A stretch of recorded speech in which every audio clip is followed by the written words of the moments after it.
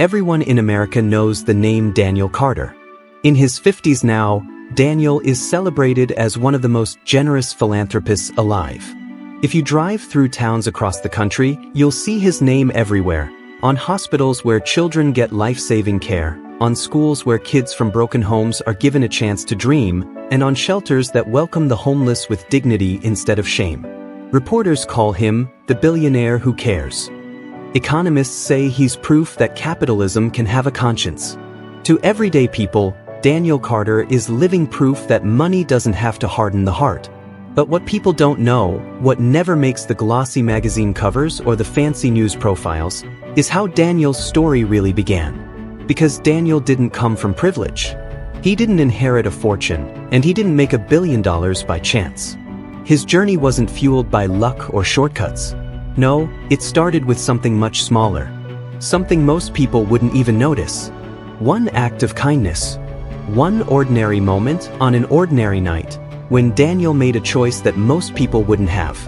That single act would set in motion a chain of events that changed not only his life, but the lives of millions.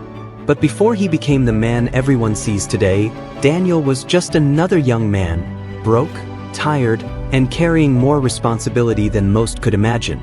So how does someone go from a crumbling apartment and 2 minimum wage jobs to building a fortune that transformed communities across the world? That story starts long before the wealth, the fame, and the applause. And once you hear it, you'll never look at kindness the same way again. But to understand the man Daniel became, we first need to see the boy who carried the weight of the world on his shoulders, long before anyone knew his name. Let's rewind to the late 1990s. Daniel Carter was just 22 years old. While most kids his age were worrying about finals or planning spring break trips, Daniel's life looked very different. He lived in a small, run-down apartment in a working-class neighborhood. The walls were stained with years of neglect, the heater rattled every time it kicked on, and sometimes, when the bills piled up too high, the lights would go out. Every morning before sunrise, Daniel was already at work unloading trucks at a warehouse. The job was grueling. Heavy boxes, long hours, and little pay. But when the shift ended, Daniel didn't rest. He'd rush off to his college classes, fighting to stay awake in lectures, determined not to fall behind. And when the sun went down, while other students were studying or hanging out with friends, Daniel would clock in for his second job, washing dishes and scrubbing floors at a local diner until past midnight. But because Daniel didn't just have dreams of his own. He had responsibilities that left no room for rest. His mother, a kind woman who had raised him alone, was battling a chronic illness. The medications she needed were expensive, and the doctor visits never seemed to end. Since Daniel's father had walked out years before, Daniel was all she had. Every dollar he earned, every decision he made, was tied to keeping her alive, safe, and comfortable. But what made Daniel stand out wasn't just his sacrifice for his mom. It was how, despite his exhaustion, despite the weight on his shoulders, he never turned his back on others. Neighbors often saw him carrying groceries for Mrs. Whitaker, the elderly widow down the block who couldn't walk far on her own. When Mr. Lopez's fence collapsed in the middle of winter, Daniel showed up with a hammer and nails, even though it meant missing precious hours of sleep. And at the local soup kitchen, where lines of struggling families wrapped around the corner, Daniel didn't just show up for a free meal. He volunteered, serving food, cracking jokes with kids, and listening to stories from people who felt invisible to the world. People admired him for his heart.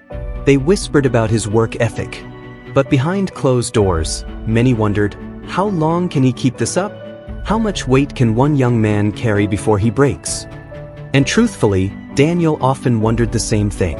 He'd lie awake at night staring at the ceiling, asking himself if his dream of building something meaningful was foolish. He didn't want to just survive. He wanted to create something that could help people like his mom. Something bigger than himself.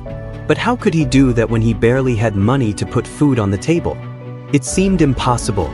What Daniel didn't know, though, was that his life was about to take a turn. And not because of some miracle lottery ticket or a lucky job offer. It would happen on an ordinary night, in an ordinary place, when Daniel made a choice most people wouldn't. A choice that would quietly set his destiny in motion. And it all began with a stranger, sitting on a bench in the rain. So who was this man? And why would helping him lead Daniel down a path no one could have predicted? The answer would come sooner than Daniel ever expected. It was a rainy Thursday night. Daniel had just finished a double shift at the diner. His clothes smelled of grease, his hands were raw from scrubbing pots, and all he wanted to do was collapse into bed before waking up in just a few hours for his warehouse job. But as he cut through the small park on his way home, something caught his eye. There, on a worn-out wooden bench, sat an older man. His shoulders were hunched, his shoes torn at the seams, and his thin jacket clung to him, soaked from the rain. He shivered, his breath fogging in the cold air. Most people would have walked past. Maybe they'd think, "Not my problem," or "He probably got himself into that mess." Daniel could have done the same. After all, he barely had enough for himself. But something inside him wouldn't let him ignore it. He slowed down, then walked toward the man. "Hey, sir, are you okay?" Daniel asked softly. The man looked up, his eyes tired, his face lined with years of hardship. He nodded, though it was clear he wasn't fine. Daniel hesitated. His wallet was nearly empty, just enough to cover groceries for him and his mom. But as he looked at the stranger's trembling hands, he couldn't shake the thought of how his mother would suffer if she were left out in the cold like this. So Daniel made a choice. He guided the man to a small diner nearby, bought him a hot meal, and handed over his own coat, the only decent one he had. "You need this more than I do," Daniel insisted, even when the man protested. As they ate, the man asked Daniel about his life, his dreams, his struggles. Daniel didn't sugarcoat it. He spoke about his mom's illness, his endless jobs, and his hope of one day creating something that could help people.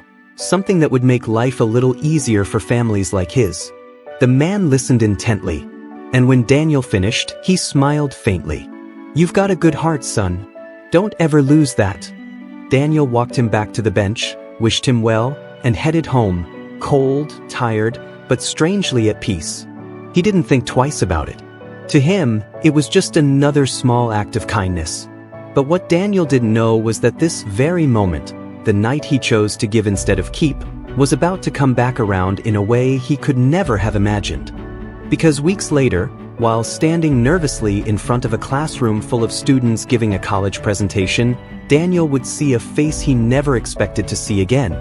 A few weeks passed. Life for Daniel carried on the same: long shifts, late nights, and endless bills. He barely thought about the man on the bench again. To him, it was just something you did when someone needed help. But then came presentation day. Daniel stood in front of his business class, presenting a project he'd worked on for weeks. His idea? A low-cost healthcare technology platform that would make medical services more accessible to families like his. His classmates were polite, but it was clear most of them didn't take him seriously. To them, Daniel was just another broke kid with big dreams and no resources. As he finished, preparing for the usual scattered applause, something unusual happened. A man in the back of the room stood up. Daniel froze.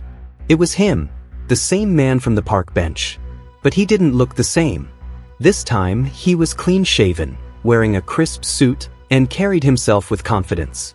The room fell silent. The man introduced himself, Arthur Langston, a retired investor, well known in certain circles for mentoring young entrepreneurs. And then he dropped the bombshell. Arthur had deliberately spent weeks living on the streets, observing people, testing character. He wanted to see who would show compassion when there was nothing to gain. And out of all the people he encountered, Daniel was one of the very few who stopped. Arthur's words stunned the class. But what stunned Daniel even more was what came next. Arthur said, "Daniel, I was moved not just by your kindness that night, but by your vision. You want to help people, not just make money. That's rare. I want to mentor you. And I want to invest in your idea." Daniel couldn't believe it. All those sleepless nights, all those moments he doubted himself. Suddenly, it felt like they had led him to this exact point. Of course, the road ahead wasn't easy. With Arthur's guidance, Daniel began developing his startup, focused not on profit margins, but on affordable solutions for healthcare and community needs. People were skeptical at first. Investors dismissed him. Competitors mocked him. But Arthur reminded him, stay true to your heart. Build trust, not just wealth. And that's exactly what Daniel did. He built a company around compassion, transparency, and service. Slowly but surely, something incredible happened. People rallied behind him. Communities embraced his products. Investors, once doubtful, began pouring in. Not because of slick marketing, but because Daniel's sincerity shined through. What started as one small act of kindness was now growing into something much bigger than Daniel could have ever dreamed. But success doesn't come overnight. And even as his company grew, Daniel had to make tough choices, sacrifices that tested his values and his faith in what he was building. So what became of Daniel's dream? And how did the boy who once gave away his only coat become a man whose name would forever be tied to kindness? Years passed. What began as a small startup slowly grew into a movement. Daniel Carter's company expanded across the country, then internationally. His healthcare solutions reached families who had once felt hopeless, and his community-driven programs gave thousands of people second chances. By his 40s, Daniel was a billionaire. But unlike so many others, he refused to measure his success in dollars. At conferences, reporters always asked the same thing, what's your secret to success? And Daniel always gave the same answer, kindness. It's the greatest investment you can ever make.